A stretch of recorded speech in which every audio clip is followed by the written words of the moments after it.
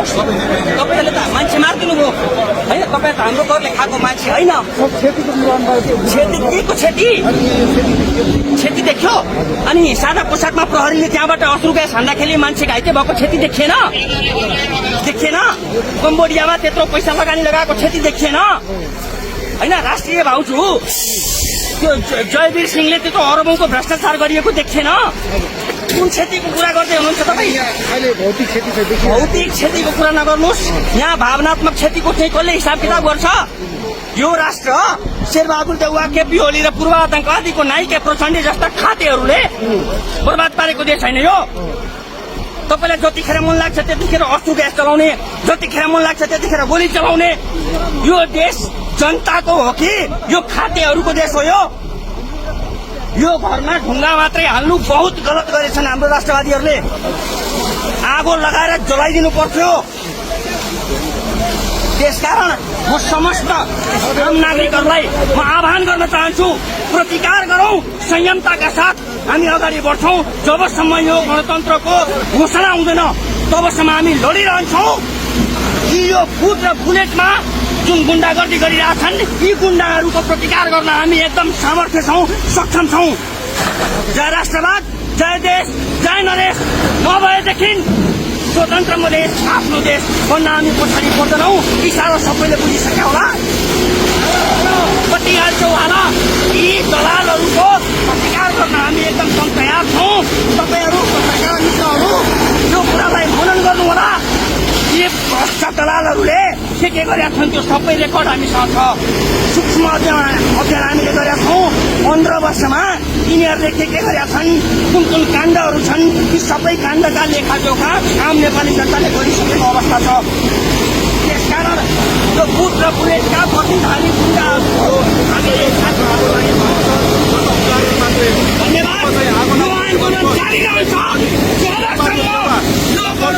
सबैको घरमा यसै गरी आगो लाग्नेछ। जबसम्म त्यसमा राजतन्त्र स्थापना हुँदैन तबसम्म यी देशको नेताहरूको घरमा यसै गरी आगो लाग्नेछ है। देशको चाहिँ दिल्ली दरबार, दिल्ली दरबार पुगिसकेको छ।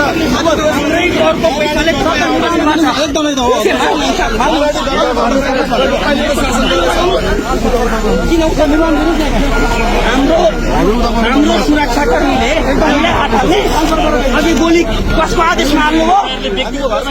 कुन व्यक्ति हजुर? यो वर्दीधारी गुण्डाहरूले त्यहाँ माथि चढेर अश्रु ग्यास किन हाले? तपाईँले प्रश्न सोध्नुभयो। पूर्वाग्रही पत्रकारहरू, आरएसएस राष्ट्रिय समाचार समितिले के गरिरहेछ अहिले? सादा पोसाकमा आम जनता, आम नागरिकको घरमा सादा पोसाकमा अश्रु ग्यास र गुण्डा हालिरहेछ, ढुङ्गा फालिरहेछन् गुण्डागर्दी शैलीमा।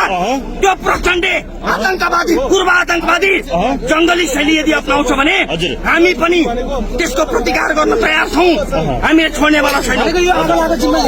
म कुनै जिम्मा लिनेवाला छैन। यो जिम्मा केपी ओली जस्तो नपुंसक पाखण्डीले लिनुपर्छ। हामीले किन लिने होला र? डिफेन्स गरेको हो हामीले प्रतिकार गरेको हो, हामीले डिफेन्स गरेको हो। यो वर्दीधारी गुण्डाहरू, यो प्रहरीहरूले यसको जिम्मा लिनुपर्छ। यसको जिम्मा प्रचण्डे पूर्व आतंकवादीले लिनुपर्छ। यसको जिम्मा नपुंसक महाकाली बेच्ने केपी ओलीले लिनुपर्छ। सक्यो आन्दोलन तपाईँहरूको? आन्दोलन सकिएको छैन। हामीले जिम्मा लिने भनेको 2072 को अवैध दस्तावेज खारेजी गरेर 2047 को संविधान पुनर्स्थापना गरेर जिम्मा हामी लिन्छौं। म डाक्टर राजीव झा देशको प्रतिनिधित्व गरेर तपाईँले यसरी राजा ल्याउनु भयो, त्यसपछि चाहेको जस्तो विकास भएन भने के हुन्छ? यसरी नै कुन चाहिँ विकासको कुरा तपाईँ गर्दै हुनुहुन्छ?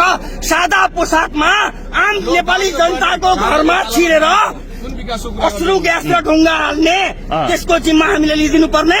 राजा हटाउने त हामी नै थियौँ नि यसरी आएर। तपाईँ हुनुहुन्थ्यो, म कहिले पनि थिएन, म छैन पनि र भोलि पनि हुने छैन। राजा भनेको व्यक्ति होइन, संस्था हो।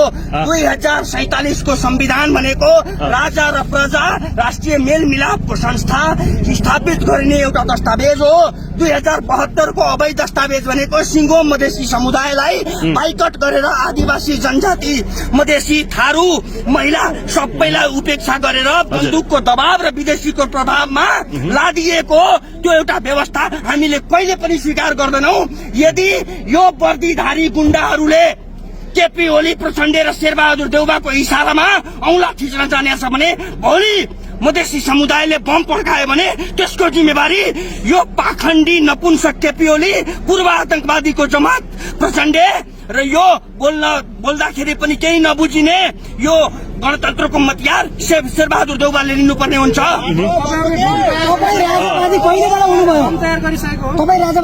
म राजावादी हिजो पनि थिएन, आज पनि छैन, भोलि पनि हुने छैन। म राष्ट्रवादी हो।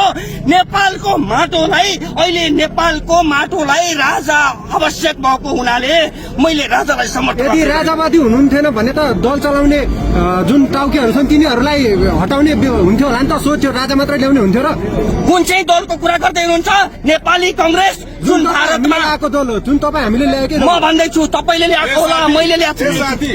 जबकि कुनै ठाउँमा हारेको बाद अफ नेपालले फेरि प्रधानमन्त्री हुन सक्छ। कुन दलको कुरा गर्दै हुनुहुन्छ? कुन चुनावको कुरा गर्दै हुनुहुन्छ तपाईँहरूले? जमानत जफत भएको दिनानाथ शर्मा गृहमन्त्री हुन्छ।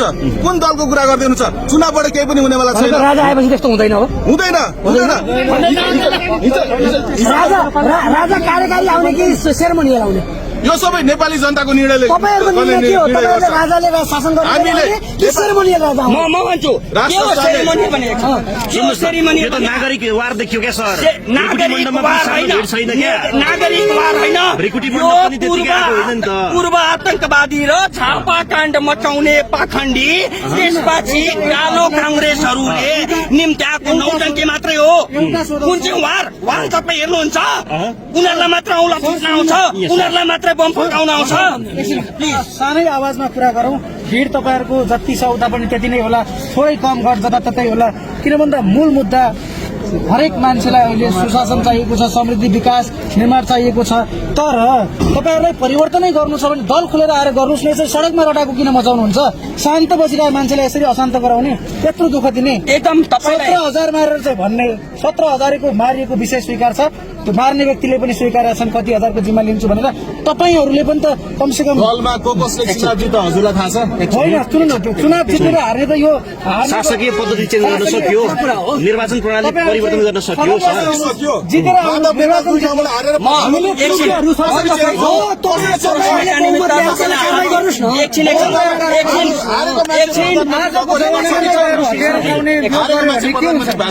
संयमता। तपाईँहरू सबैलाई म हात जोडेर विनम्रतापूर्वक के भन्न चाहन्छु भने तपाईँको प्रश्नका निमित्त म हार्दिक आभार प्रकट गर्न चाहन्छु है। हामी दल खोलेरै आएका हौं। हाम्रो भनेको नागरिक दल हो। जनताले पत्याएनन्। कुन चाहिँ जनताले पत्याएनन्? खै त अहिलेसम्म आज लाखौंको भिड जनता होइन। दल खोलेर चुनावको कुरा नगर्नुहोस्। चुनावको कुरा गर्ने हो भने वामदेव गौतम जितेर आएको हो। कार्चेन लामा मूर्ति चोरको आरोपमा 2 वर्ष जेलमा गएको मान्छे मन्त्री बनाइयो। त्यो के राष्ट्रिय प्रजातन्त्र पार्टीमा समानुपातिक सांसद छैनन्? त्यो गणतन्त्रको समस्या हो। त्यो गणतन्त्रको समस्या हो। गणतन्त्रले निम्त्याएका व्यतिथिहरूमा हामी केही बोल्न चाहँदैनौ। हामी कुनै पार्टीका व्यक्ति पनि होइन। आजसम्म म डाक्टर राजीव झाले कुनै पार्टीको सदस्यता लिएको पनि हुनुहुन्छ होला। ज्योतिषलाई सोध्नु होला। गणतन्त्रको अन्त्य भएको घोषणा आज नेपाली जनताले घोषणा गरिसकेका छ।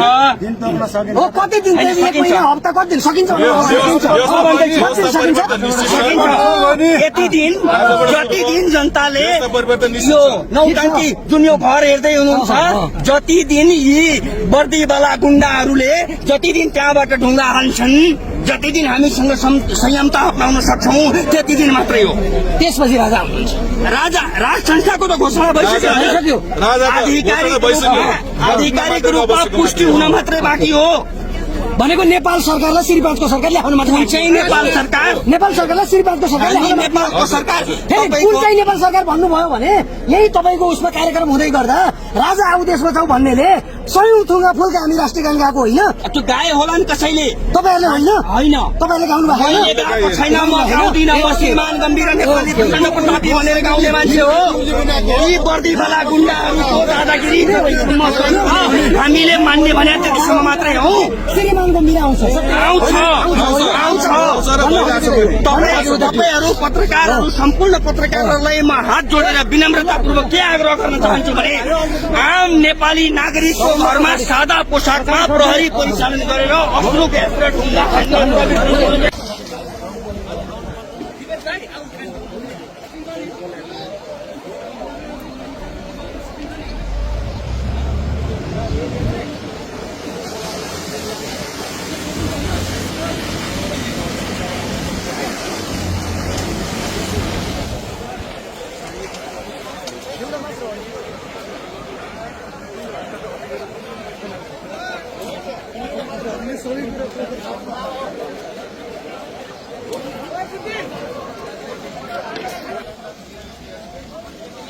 दर्शक महानुभावहरू तपाईँ देख्न सक्नुहुन्छ यो यति बेलाको तनावग्रस्त हेर्नुहोस् यो घरमा आग लागि भएको छ तपाईँ देख्न सक्नुहुन्छ यो प्रहरीले भर्खरै मात्र आगो निभाएको छ यहाँ मान्छे पनि छ भित्र भन्ने खबर हामीले सुनेका थियौँ दर्शक महानुभावहरू यो स्थिति एकदम भयावह स्थिति छ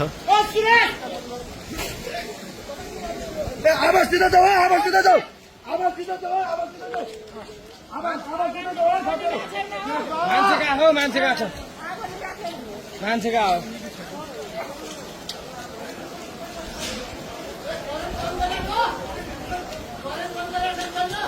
तारै छोड्छ के गर्नु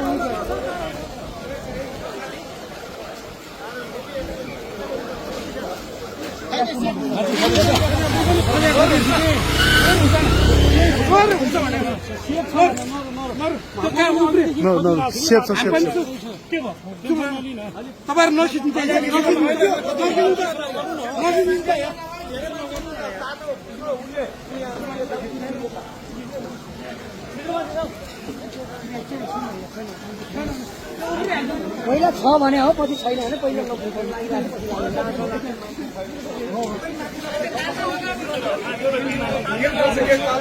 मानवीय क्षति छैन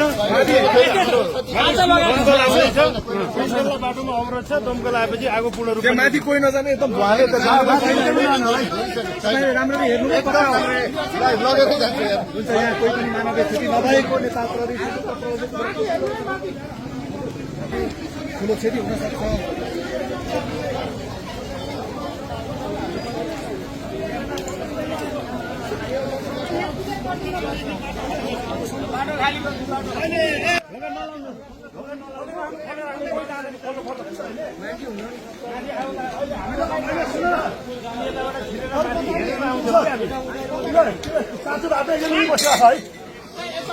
दमकल आउँदैछ क्या त्यो एकछिन बसिरहेको तिमीहरू अनि हामी यहाँ माथि जान्छौँ कोही आगो छैन हेरेर क्लियर भएपछि अनि बल्ल साँचो लाउनु